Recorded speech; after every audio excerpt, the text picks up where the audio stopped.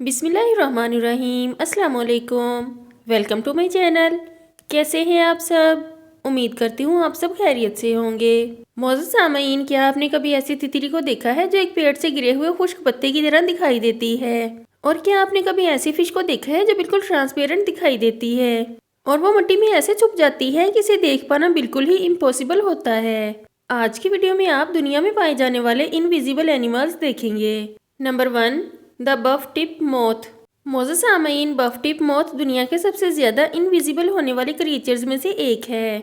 इसकी सबसे बड़ी वजह यह है कि इनकी शेप बिल्कुल कटी हुई लकड़ी की तरह दिखाई देती है। जो आप अभी इस क्रिएचर के वीडियोस और फोटोज देख रहे हैं, इसे देखकर ज्यादातर लोग एक लकड़ी ही समझे होंगे, लेकिन ये कोई लकड़ी नहीं है बल्कि ये एक इंसेक्ट है। इसका कलर और शेप ही ऐसी है कि जिसे देखकर लगता है ये कोई कटी हुई लकड़ी है। ये ज्यादातर गार्डन और जंगल में पाए जाते हैं और ये जून जुलाई के महीने में ज्यादा दिखाई देते हैं। ये पूरी सर्दियां किसी पेड़ के अंदर छुपकर ही गुजारते हैं। इसके पर भी होते हैं। जब ये अपने परों को खोलता है तो इसे बआसानी देखा जा सकता है। Number 2, oakleaf butterfly. मोज़ेज़ सामईन, आपने अपने इर्द गिर्द बहुत सारी तितलियों को देखा होगा, लेकिन आपने इस इनविजिबल तितली को कभी नहीं देखा होगा। पहली बार देखने पर ये खुश्क पत्ते की तरह ही लगती है, लेकिन ये बहुत यूनिक और बहुत रेयर बटरफ्लाई है। इस तितली को जंगल में ढूंढना बिल्कुल नामुमकिन है, क्योंकि जंगल में पहले से ही जमीन पर बहुत सारे खुश्क पत्ते पड़े हुए होते हैं और ये तितली अगर उन पत्तों पर बैठ जाए तब तो इसे ढूंढना और भी ज्यादा मुश्किल हो जाता है। इस तितली के पंख बाहर से तो खुश्क पत्ते की तरह ही लगते हैं, लेकिन अंदर से बहुत कलरफुल और ब्यूटीफुल होते हैं। Number 3, the right eyed फ्लॉन्डर। Moses सामईन, फ्लॉन्डर एक फ्लैट फिश की तरह है जो बिल्कुल ट्रांसपेरेंट होती है। जब ये फिश पानी में तैरती है तो इसके आर पार देखा जा सकता है। ये फिश समंदर की तह में पाई जाती है, इसीलिए ये इतनी ज्यादा फ्लैट होती है। ये ट्रांसपेरेंट होने के साथ साथ मिट्टी में खुद को छुपा भी लेती है, जिससे कोई बड़ा जानदार इसे देख नहीं पाता। इसकी इसी एबिलिटी की वजह से इसे देख पाना तकरीबन नामुमकिन हो जाता है और इसी वजह से ये अपने शिकार को आसानी से पकड़ पाती है। ये समंदर की गहराई में तैरते हुए बैकग्राउंड के मुताबिक अपना कलर भी चेंज कर सकती है। Number 4, decorator crab.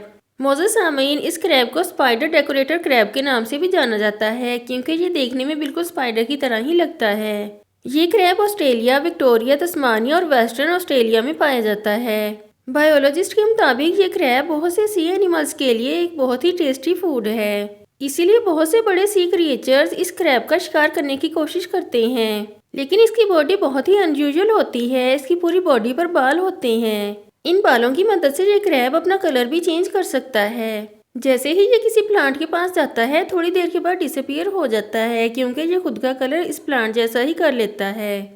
इसीलिए इस क्रैब को समंदर में देखना तकरीबन नामुमकिन है। Number 5, the devil scorpion fish.